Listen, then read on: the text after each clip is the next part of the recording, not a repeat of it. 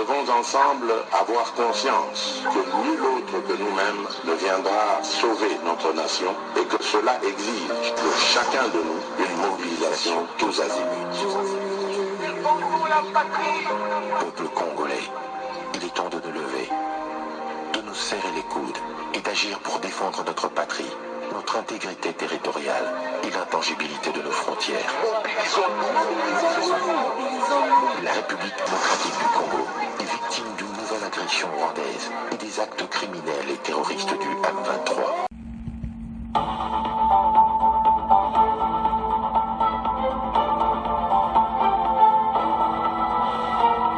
Bonsoir, bonsoir, bonjour, c'est Congo News 24. Bande Konanga, comme toujours avant de commencer notre émission, nous disons merci à Dieu. Nous disons merci à nos chers abonnés et téléspectateurs qui nous suivent partout dans le monde et en RDC. Bande Konanga, soyez les bienvenus. Alors, chers téléspectateurs, on va commencer cette émission Bandeko. Oh, balubake yindi. Bandeko dossier oyo ya justice de sakibinete makambo zaminen. Donc, ce qui tozoloba chaque fois que makambo oyo il faut baluka ndene ako gérer yango. Bandeko eza somo. Alors, tozala connecté, peut-être développer une émission na biso. Deuxième point, chers téléspectateurs, Alain Atundu.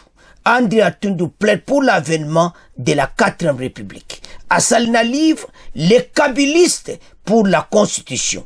Alors, yindi bande kokota Kabila, dont Mawato. Parce que, oh, Atundu a lobby, tozo comme la 4e République, Fati président, dont PCP n'a pouvoir. Alors, tozala connecté. Troisième point, chers téléspectateurs. Fachi Bandeko tête à tête avec Museveni.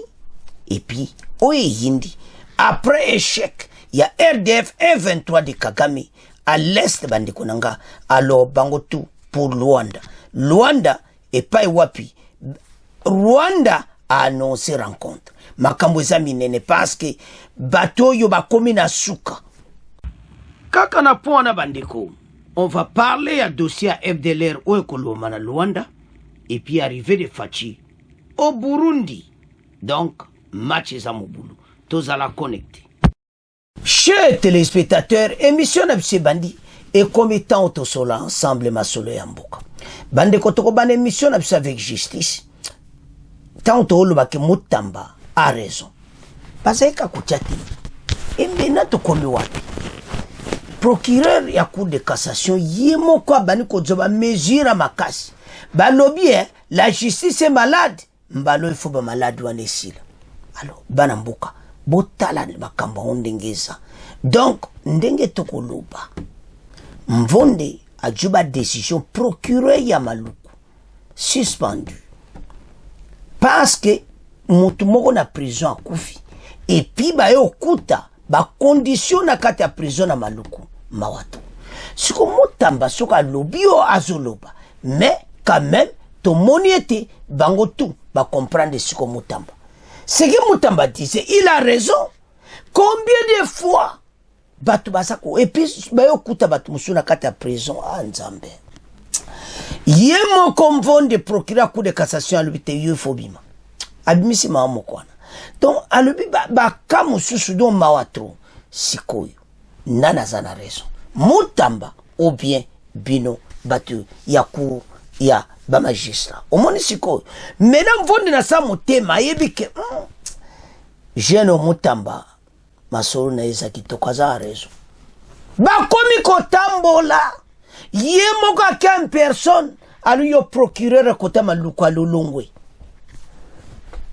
Osomona makambo yaza procureur général yemo mvonde ifa bana kotambola ko bengana ba procureur wana to ba sala musala bienti. On peut pas aller comme ça na pays na biso parce que notre pays ezana besoin et avancer tozo bato ba ko bunda pona mboka et pour l'intégrité territoriale et RDC ça la respecter.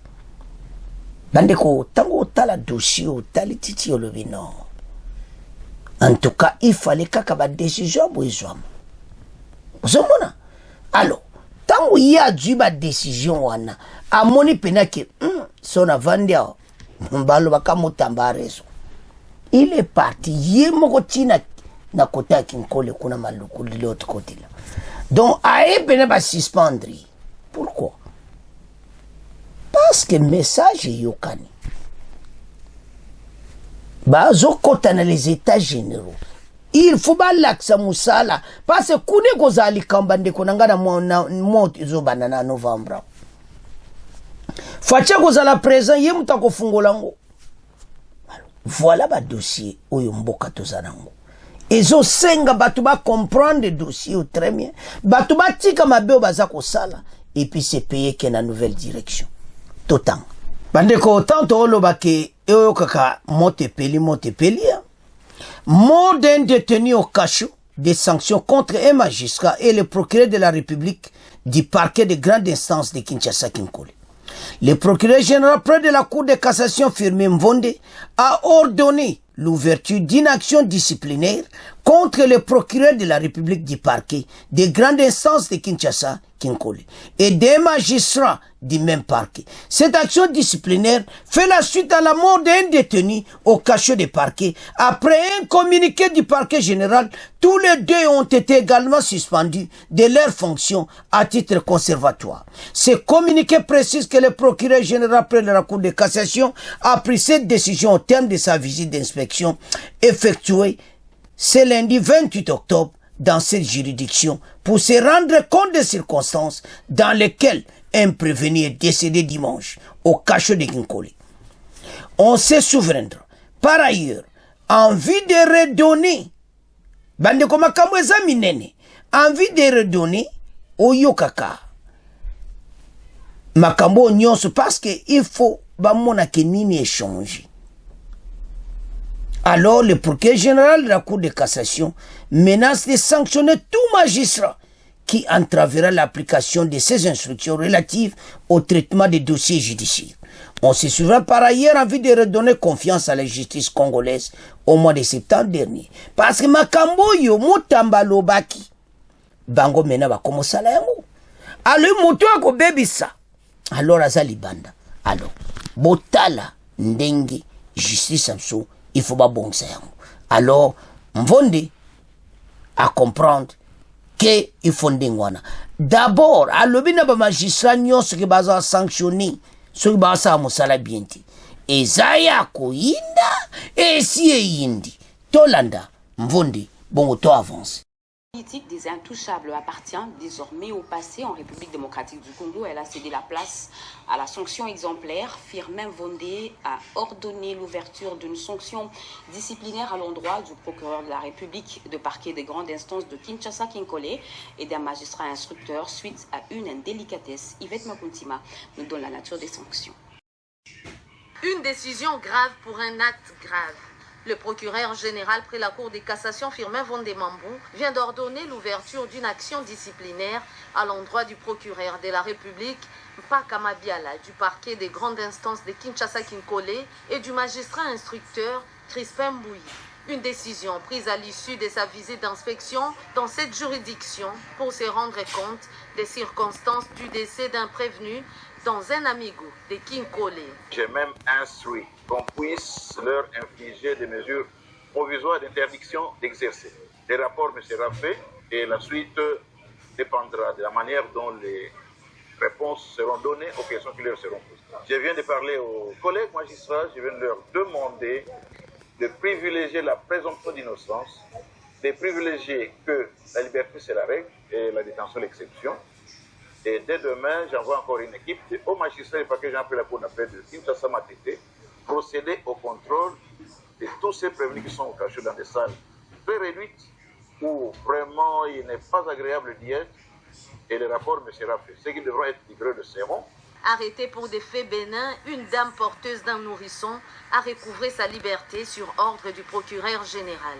Cette décision est un signal fort sur la fin de l'impunité et le début d'une nouvelle ère pour une justice équitable. Chers téléspectateurs, nous avons suivi Tolandi Mvonde. Voilà ce qu'il faut faire pour justice oyo et tellement et ezala pene ezwa place nango alobi magistrat nyonso na kokuta azobebisa badossier judiciaire so na bacorruption so tokocomprendre na nyonso wana mabe ale aokanga ye mpe akolongola ye voilà bamesure yango oyo la justice ezalaki malade la question qu'on se pose Mvonde vient de Kinkole azotambola inspection est-ce depuis quand asala inspection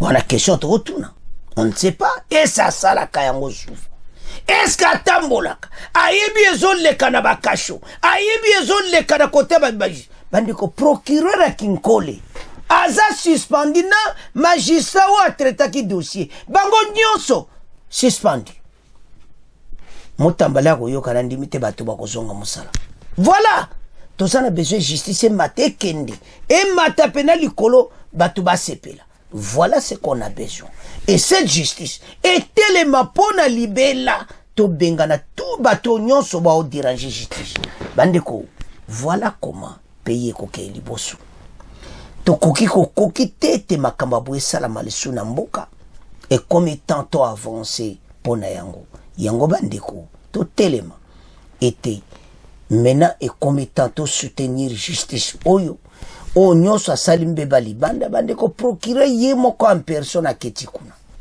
tala la justice est malade okuti bato na prison do mawa les conditions même wa prisonnier ezaki malamu te alors bana mboka tokomotika dossier ngo na maboko na bino tokomokene pena na po munene oyo ya Kinkole pe ndenge nini ba magistrat bazotraite ba prisonnier avançons bandeko tokomi na point na biso oyo ya constitution tolobaki yango ete dossier oyo ya constitution makambo ezoyeka kobima les kabilistes mususu pena bakombi pena ke basala constitution asika ale atundu aya kosala interview ye alobi kuta préparé déjà un petit livre mpona yango donc a préparé do badocument pena ke efo ya sika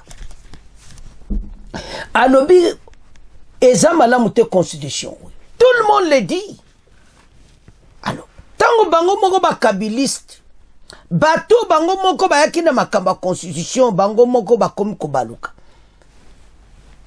Kabila croué PPRD FCC a croué pena bango donc bazal bango loba nini atundu alobi eza mawa na constitution wana il faut babandela constitution asika alobi soko tali constitution wana ezosenga vraiment que une nouvelle constitution esalama yekuta si abandi déjà propaganda campagne nango mais azala kabiliste malgré yakini union sacrée mais bat union sacrée kuna ezate ke ba wuti bipai na bipai bo comprendre yaza moko ya bo wutaki na FCC aye kuna pona ko soutenir to tonga mboka alors bango tu ba yebaki ombe batu ezala ikuna lelo ayekoloba oyo kaka tango azoloba non alobi mais ça ne va pas donc c'est une constitution eza déjà malade constitution eza malamu te pays ekoko avancé te avec cette constitution tango bango bakabilisi bazoloba bozomona te ezosenga bango comprendre que c'est le moment et puis balobi eza sous makamba révision te c'est une nouvelle constitution qu'on parle des Congolais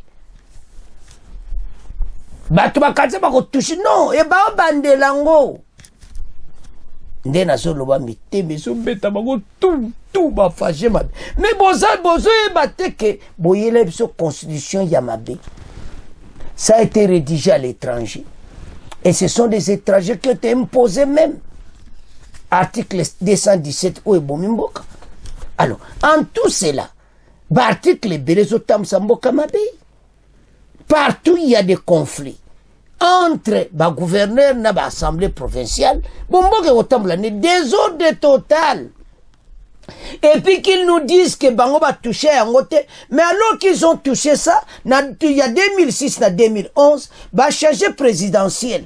Ou ezaki, na 2 fois, va changer on a un seul tour. Pourquoi vous changez on a tour moko? Pourquoi pas 2 tours? Pourquoi vous changez? Mais bon, mon aïe, il fallait ça là bon. Mais après, bon, le bio binoté, ba kabiliste, ba comme un problème. Bango moko, ba comme kobima. O ba lo ba ke si yindi, e yinda kaka. Tolanda.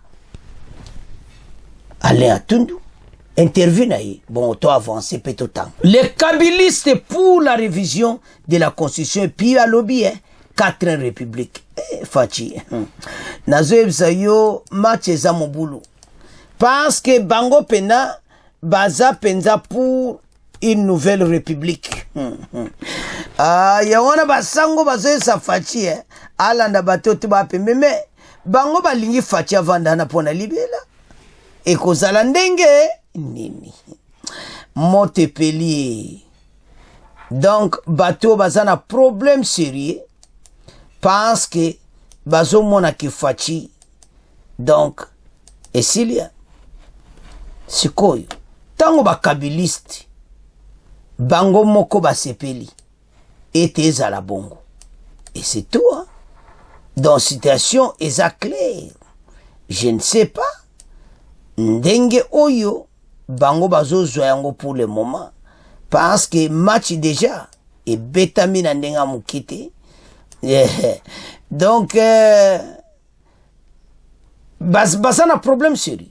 Débasser la constitution, André Alain Tundu plaît pour l'avènement de la 4e République.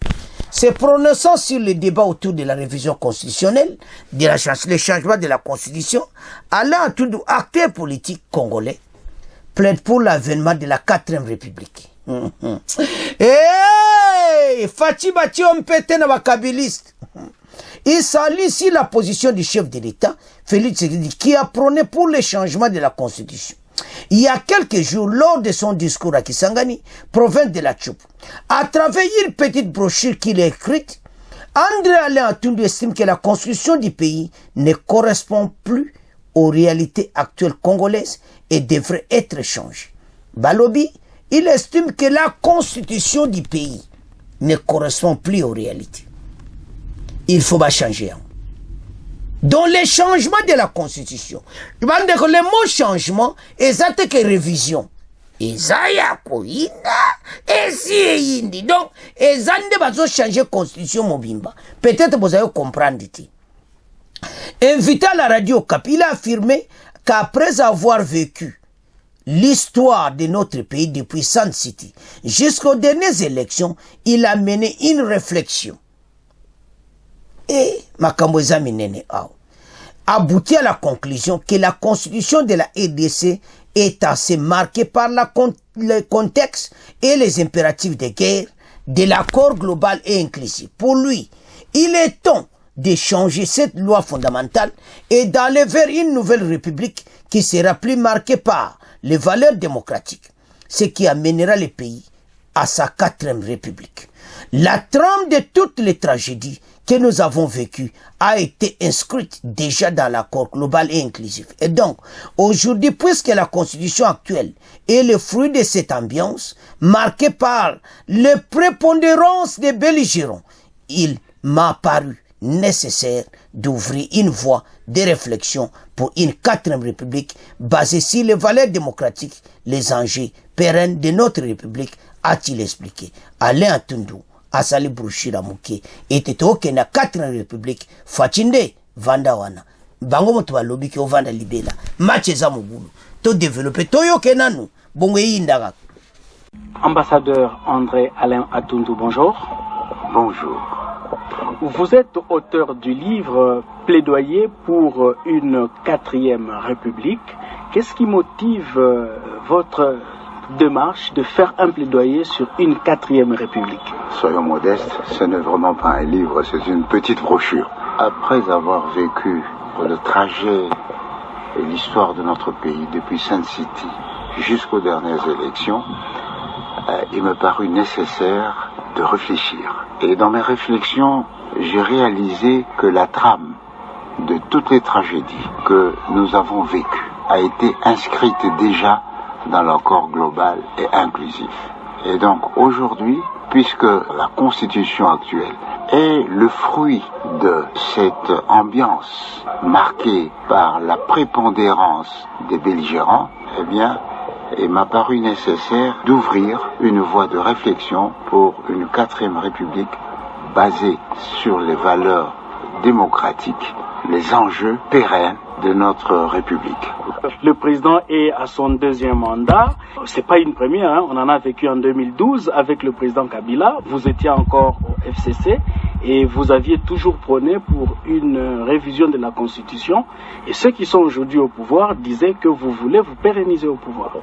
D'abord, je vous fais remarquer, vous faites bien de me le rappeler, que ma position a toujours été constante. Il est impossible que, à une époque donnée, une génération donnée, résume tout le futur de l'histoire en sa capacité de réflexion. Les gens, et c'est assez prétentieux et même vaniteux de dire que les mesures que nous avons prises aujourd'hui ou préconisées aujourd'hui sont valables jusqu'à la fin des temps. Demain, que serons-nous si l'intelligence artificielle prend possession de la gestion du monde? Devons-nous être gérés d'après les lois qui ignoraient l'intelligence artificielle? Mais est-ce que c'est vraiment ça la vraie motivation d'une telle démarche de réforme quand on sait que même les articles rudimentaires de l'actuelle Constitution qui pouvaient concourir au changement du quotidien des Congolais n'ont bénéficié que de peu d'attention des gouvernants, notamment entre les articles 53 et 60 qui stipulent que les dirigeants ne peuvent pas s'approprier toutes les richesses du pays en privant le petit peuple, et pourtant c'est à quoi on assiste aujourd'hui. Je ne voudrais pas entrer dans ce débat pour ne pas tomber dans le procès d'intention, parce que toute prétention juridique doit être étayée par des faits apodictiques. Et ça, c'est le rôle du juge. Est-ce que le président est dans son droit et dans sa compétence? Oui. Mais seulement ces démarches interviennent quand le président va vers la fin de son 2e et dernier mandat, et surtout que la partie Est est toujours occupée. Je ne vois pas dans la Constitution une disposition qui interdit au chef de l'État ou à n'importe quel citoyen du reste de poser un sujet à référendum à un moment donné. Je ne vois pas. On ne néglige pas les autres problèmes. Si le président propose aujourd'hui de réfléchir sur l'avenir de la Constitution, cela ne veut pas dire qu'il a retiré nos troupes de l'Ituri et du Kivu. Quel mandat accordez-vous au président de la République et comment envisagez-vous la gouvernance à multiniveau? La durée du mandat d'un chef d'État, quel qu'il soit, ne doit pas se mesurer au nombre d'heures et d'années passées à la tête de l'État. Elle doit être déterminée en fonction des tâches. Mais moi, personnellement, je dis 5 ans, c'est pas suffisant. 10 ans, c'est le maximum. Alors, la deuxième question concernait le type de gouvernance. La Constitution actuelle consacre la décentralisation. La réponse à cette question se trouve dans l'historiogramme de notre pays. Et ainsi, ce mouvement de balancier doit tenir compte de la dynamique nationale et de l'ambition nationale.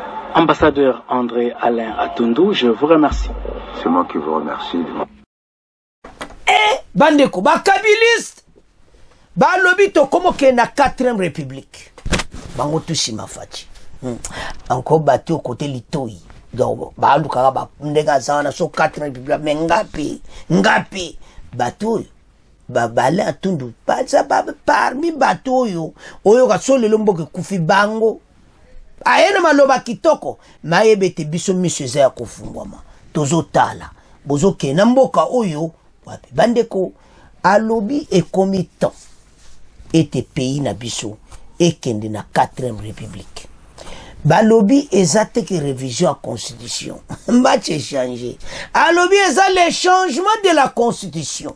Balobi, constitution actuelle otozanango, ezo correspondre tena ba réalité otozanango na kati ya RDC. Le pays a tout changé, et maintenant comme temps, les changements de la constitution et plutôt qu'il y a la 4e république, une nouvelle république dirigée par Félix Tshisekedi. Ngamna lobiti. Et indi bakabiliste balobi biso si ma présent Félix. Match mo boulot. Awana fachi ko bossa na ngate. Match zom tanga bazolo bana bazolo baka fachi ko bossa na biso ta. Bakabiliste bango côté gâteau ko sakana te ba danser. Ah, les kabilistes balobi est comme la 4e république. C'est quoi? PPRD, FCC bolobini. Bon monte que match est non. Toke na constitution sika. Mboka sika. Makambo sika. Mboka makamyo se changer na. Botika na bino. Et comme étant au président Félix a dirigé Mboka avec une nouvelle constitution pena ba idée sika. Voilà ba idée oyo bazoke nango. Pour pays oyo ekene liboso to telema pour l'intérêt ya Mboka. Alors so tala pays na biso mona ke ba situation eza tellement ebele et comme étant to telema pour na Mboka to avancer na constitution oyo et puis pays oyo ekene liboso et puis moko na biso to telema pour l'intérêt de la nation. Alors soko tala constitution oyo en tout cas moi ezati et comme étant oyo batinyo so ba telema et tes constitutions to lingi angoli suté to lingi les changements de la constitution congolais nyonso atelemi. Alors bandeko to komo tika po ya constitution na maboko na bino to komo ke na po na biso oya suka to ko banda avec Antibi Fachi akomaki pa Museveni ba Museveni bandeko ba bato biso sana confiance tete encore Fachi akikuna to sana confiance totale. Parce que baza bato penda balingi mboka na biso te.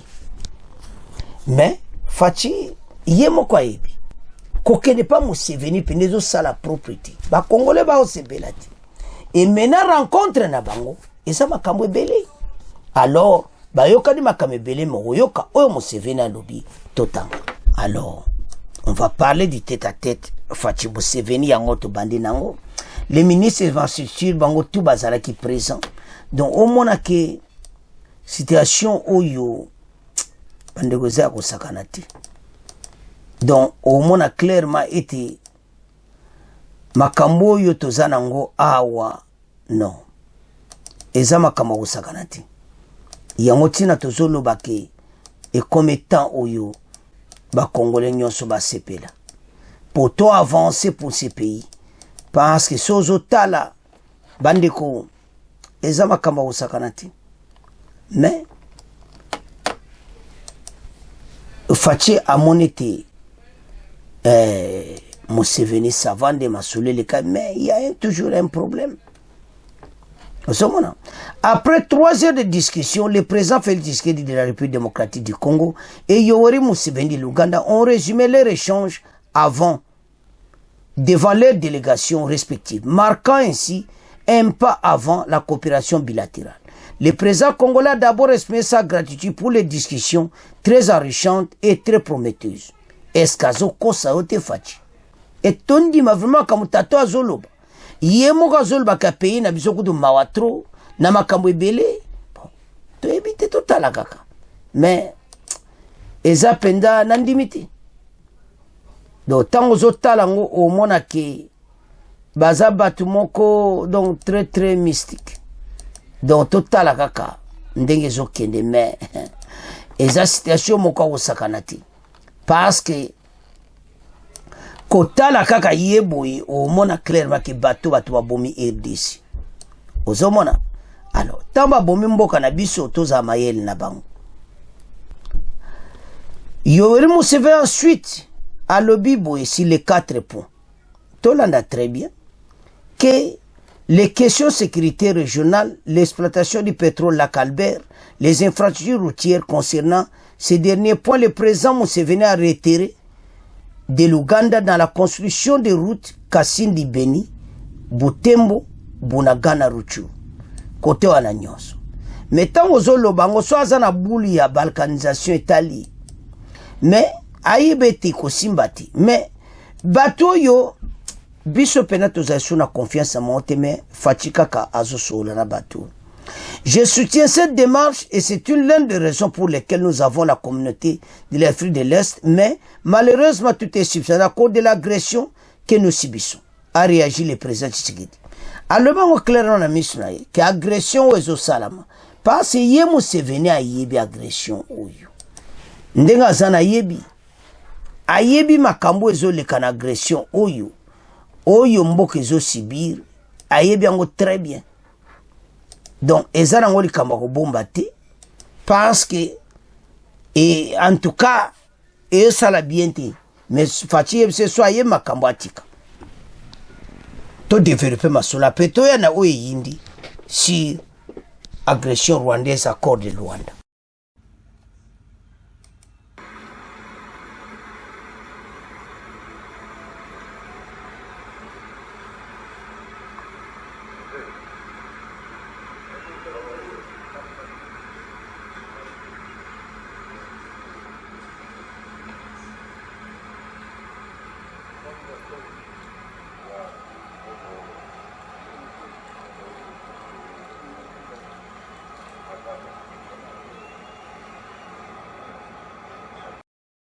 Bande ko bolandi wana Museveni ne sengo ke voilà to tonga barutu banini tubabuma ka Museveni azoloba. Est-ce que za vérité wuti na sa mutema?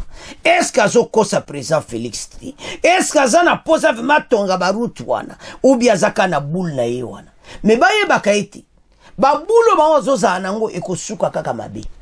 Tala Kagame. Facha osola na yo bien président Uganda. Yo pezala motema bien. Sozo ya mabe eko simbati. Alors, naba bouli ya président Uganda passe ndenge ka bakutani na ba congolais nyonso dia na réseaux sociaux. Et indi ka me président ke sukuna ndenge ni passe baza batu mabe. Alors, facha zo coopérer na batu mabe. Baza bato ba osala biso mabe. Peut-être aotia makala likola mutuna bango. D'une manière d'une autre facha lui ale makala likola mutuna bino obo sana RDC zongela bino. Basa pe la problème bango Museveni. Au moins bango na Rwanda, malgré les baza ensemble so bazo yiba na EDC baza ensemble. Bango baza ensemble le baya ko piller EDC. A pas pillage à EDC bango na bango pe baza ba problème Uganda na Rwanda ndio mona kaona. La façon dont facha coopérer na Museveni, président Kagame pe asepela kana nguti abangaka ke bango mbale so ba komi ko solo la côté na epe ekota mobulu. Yango tina tozolo baki. Makambo oyo eza ya kusakana te. Yango tolo babana mboka tozala prêt ke match oyo toko gagner yango. Alors bandeko ataba sololi facha zalaka mayeli. Voilà point ya Museveni. Tokomo tika ngona bino tokomo kena deri. Bandeko point oyo suka toko bandana na étape ya Burundi. Le président de la République après avoir quitté Uganda, après ban solo wana, ndeto utolanda, azui vol mbala moko na Bujumbura. Il a été accueilli à l'aéroport par le président Burundi. Masolo fachazo tambola. Mage kunape nini mogo ezali rencontre mo ya ba pays ya Afrique de l'Est, ndenge nini bazako collaborer économiquement. Namasolo wana, même avant d'arriver à Fachi, Julien Paluku était là, ba ministre Moussouba Zalaïkouna. Balobaki clair mette, makambo toko sa na région, et ça déstabilise à partir ya Rwanda. Tozane ennemi oyo, tozara voisin oyo, azo déstabiliser région. Mpo économie oyo prospérer, parce RDC na Rwanda, Burundi, ba pays wana toza vraiment na frontière mabili. Alors les autres senga collaboration moko total mpo makambo ebele etambola. Mais il y a un point oyo ya Kagame oyo déranger ba pays en région. Et l'obama ki na makambo wana. Et puis fachi ba chef d'état mena ba yepo ba ministre mutu bayaki, mena ba chef d'état nyonso oya kote wana bakukutana kuna j'espère ya Tanzanie pe akoza. Alors namasolo fachi bandeko fachi toz RDC to na problème moko difficile. Burundi azo supporter biso. Armée Burundi bazana RDC. Mais na masolo ya ministre babeta kiso bolanda kiango, on a même dit ça. Alors, situation oyo tozana ngona et des agressions rwandaises, ils ont dérangé makambo ebele. Kaka bisote na bangope. Balito collaborer vraiment. Donc les passés wana tout au bossana, total amena à venir. Mais avec ces messieurs à côté, il y a toujours des problèmes. Na Burundi pe bayoka nakati. Alors, Fachi ndenge mo basola Museveni basola même makambo wana kaya ya agression basola. Malgré ya Uganda osala sala Fachi boye, mais Fachi yibi. Oyezo sala. Maintenant akoka kolobane directement boyete. Bomo biso to ganga ka Uganda pasa na kati boye na boye. Mais akolobane directement comment? Basana ba coopération na makambo ya Ituri. En Ituri, donc armée na côté ya Beni. Armée Uganda ça c'est le sol congolais. Baza kubunisa ADF, mais makama tout ba congolais balobaka ki Fachi batuana otiko coopérer na ba. Mais ya zotala be intérêt comme ya région. Aso collaborer na bango. Mutoyo ya kangi eza Kagame na Kagame parce ya Kagame ça pas longtemps. Uganda participe à mais secrètement. Ya Kagame est comme nango polele à tel point que il faut pena aider à réagir makasi pour le Cameroun. Pourquoi Kagame a réagi? Parce que le gouvernement Zaki Liboso va penser Kagame priorité. Priorité mogo total. Il y a un monde qui les a quitté dans Rwanda. Balobi ole Fachi comment tout le monde a Rwanda problème. Voilà. Alors Fachi a quitté na Burundi. Total dans l'étape à Burundi. Bandeko Fachi a quitté l'aéroport à Burundi. Bayako yambe na président Burundi. J'espère bako beta masolo oya FDLR nandengeni FDLR pa kumosenga Kagame. Kibani basolo dialogue. Chose Kagame pas au boya ko dialoguer na ba FDLR. Alors, au moni place au Kagame aza coincé à partir ba FDLR aza coincé.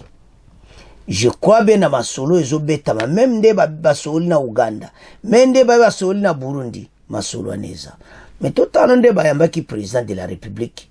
Bongo to meka ko développer masolo après to kende na rencontre ministérielle ou ko salamana novembre na Luanda. Arrivé à Bujumbura, capitale économique du Burundi, ce mercredi en fin d'après-midi, le président Félix-Antoine Tshisekedi Tshilombo vient participer au 23e sommet des chefs d'État et des gouvernements du marché commun de l'Afrique orientale et australe, commençant un sigle qui s'ouvre ce jeudi 31 octobre. Le président burundais Evariste Ndayishimiye est venu accueillir personnellement son homologue de la RDC sur les tarmacs de l'aéroport international Melchior Ndadaye. Ce 23e sommet du COMESA rassemble 21 chefs d'État et de gouvernements présents pour discuter des stratégies visant à améliorer le commerce, la coopération et l'intégration régionale. Les thèmes retenus pour ces assises: accélérons l'intégration régionale par le développement des chaînes de valeur régionales dans les domaines de l'agriculture résiliente au climat, de l'exploitation minière et du tourisme. Le COMESA est une communauté économique régionale composée de 21 États membres. Il a été formé en décembre 1994 en remplacement d'une zone d'échange préférentielle qui existait depuis 1981. Bandeko tolandi biso nyonso. Akei mo kitoko yemo eko yambai. Burundi président Burundi na Fachi bakomo coopérer kitoko. Bachele passé on a pembe ba le passé bango pe bazai ko yiba ka ba mineri. Bango bazanga na bakopo wana kaka. Tena pembeni bakomo collaborer ndenge ba voisin ba collaboraka. Ndeya lingi bango nyonso ba collaborer bongo. C'est ça normalement nde ba payer tambulaka. Ba musu wana bazami yiba ba mineri ya trop. Burundi azo sola kitoko. yango fachi na yeba ok la main dans la main armée burundaise azo bunde pa na biso baza pe na batu oyo bareta bara para biso baza batu wana baz yemo saloba ke baza batu a Rwanda a fabrica bango kapo na business wa mini donc Kagame a un problème sérieux. Attends, tolandi wana arrivé na eto comprendre pourquoi il est allé à Burundi, tolandi biso nyonso. Maintenant parlons sur Luanda maintenant. Après Cheikh Kagame pona kalina azwa Pinga. Pinga c'est le centre. Walikale, Ruchuru, donc ozo kapena centre donc même centre na ba Kindu donc à partir de Pinga kokota même Kindu kokota pena na Kindu osomona alors à côté Maniema donc eza ville moko jamais Kagame kozwa il faut la ville oui ceux qui ba meko kota kuna to ana problème yango tina armée na biso ba ki déployer bon mona même akaba drone ba kitina ba drone na bango malgré nan ba vérification nango to clair te to lobela ngo penate nde ba kitaki drone wana donc on n'a pas parlé na ba radio officielle donc to limpe na ko lobangoti mais et loko za ke fa de ça na kata Pinga aza ko maintenir oyo kaka position kitoko ba kufe bele ba Rwandais parce que bitumba ezali fa de sa Pinga to ke ko bunisa bango avant bananzela na Mpeti dans une autre ville. Alors ba yambi biloko bango tu ba koti na kati ya forêt bonanda ke mission lobby to ko zongela ngoli suti. Et maintenant après cet échec ya Pinga Kagame a lobby yekuta tini message ke ba ministre faut ba kutana na novembre vraiment makambo to avancer na masulu. Pourquoi comme le babou Kagame a tellement coincé avec ba FDLR toko tanga boko yoka a comme une situation moko difficile parce ba FDLR ba bimi osomona yandi mete ke ba FDLR ba ko bima pe ba lobby mokili yoki a comme un point d'interrogation a comme une situation moko difficile a comme un point de faiblesse ya masolo a Luanda to comprendre na on libela. Parce que y a des plans. FDLR n'a retrait de l'armée rwandaise. Et maintenant, FDLR babimi. Bah le biso to tiki diamindu ki ba lobe officiellement. Pe ba komi ango par écrit. Ba tindi États-Unis ba pays wana nyonso. Bolanda ki émission to kozonga la on suti. Maintenant Kagame aza coincé. Totanga ninga singa ki Luanda mbangu. Pour ba yokana rapide situation en situation comme na suka si je comprends bien. Donc Kagame na yebite yeso ba usuka ndeni na ba M23 oyo donc situation ko zaka mobulu mais totam toza wana côté droite après échec RDF M23 Kagame pour Luanda.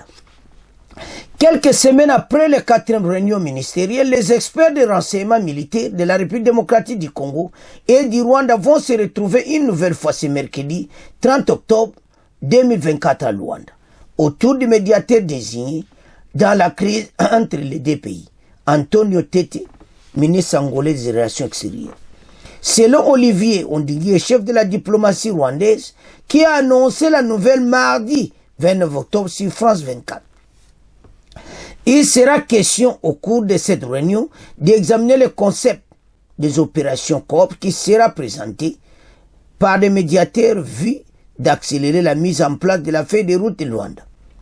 Donc mercredi, donc passe comment qui en haut, c'était mardi donc l'élo, c'est mercredi 30 octobre, il y a eu une réunion d'experts militaires en renseignement pour examiner le concept des opérations préparées par l'Angola et qui va donc être examiné et ensuite la prochaine ministérielle qui sera organisée à la mi-novembre, a fait savoir le ministre rwandais des Affaires étrangères. Donc, Namasolo Oyo Soyo, le président rwandais a une situation moko difficile parce que ba FDLR bozomona wana baye kobebisa kopa Kagame yaza kobata masima na bango bango siko bami bimisi donc akomi na situation mo azoyeba te alors akomi kotia kaka ka ndeni aokena makambo oyo parce que aza mena na situation moko o même ye moko azoyeba te comment ko résoudre ango le plus tôt possible avec présence ya ba FDLR. Alors masolo Luanda nde boomona na mesa wana et au salama na mi-novembre. Et c'est là alors biso côté la biso malgré tout ça toujours bonga mapi. Yango bomoni Kagame a comme devant une situation difficile. Donc apparition ya ba FDLR ça a beaucoup changé les dossiers. Alors expert bakutana kilelo pona baye ba komandeni bakosolola na mi-novembre. Basoli beta makina Luanda. Et maintenant le kola bata sécurité basoli bata renseignement militaire. Maintenant la Luanda ba ministre wana mibale bakene kokutana. Mais biso to se préparer toujours. To comme une étape wana fachi avant quitter pour que Uganda alega kina na camp militaire ya entraînement kutana FARDC. Ayebisi bango tozo batele kolo na kozonga kosola na bino. En tout cas, ça cas bref, mais j'en suis sûr à sola kina bango si ma caméra ma solo pe beta makina. Comme d'habitude, était le pays est en guerre, bon se préparer. Ce qui m'a cambo tu es foiré et cause habitumba. Mais tous un espoir que la négociation ko bonga po Kagame mena comme coincé. Ba FDLR babimi. Alors, fachi kotoyo na chiwewe. Bango wana même Uganda bazai na chiwewe. Donc ensemble pona koyeba me ba komana na camp militaire ba uma masole betami. Alors, tola da extrait oyo ndenge fachi akitaki kisangani na centre côté basole zalaki akenaki na camp militaire ya bauma ndenge asola ki pe na FARDC bongo to développer masolo. Avant de quitter Kisangani, le président de la République s'est rendu au camp général Baouma situé dans la périphérie de la ville. Le chef de l'État s'est recueilli devant le mausolée du général Baouma, dont la bravoure dans la protection de la patrie restera un modèle pour les hommes de troupes. En sa qualité de commandant suprême des FARDC, le chef de l'État a tenu une parade de moralisation aux militaires en formation. Ils ont le devoir sacré de défendre la patrie, leur a dit le président de la République, Félix-Antoine Tshisekedi Tshilombo. nasengi bino kaka o na lobi wana makasi na mosala ikolo abatela bino tokomona na lisusu na kozonga awa. Chers téléspectateurs, tolandi biso nyonso. Donc soko zotala bien to banana masolo ndenge be expert militaire basola kilelo pona ko bongsa mi-novembre. Mi-novembre, je crois bien ça point suko. Pour ba signer.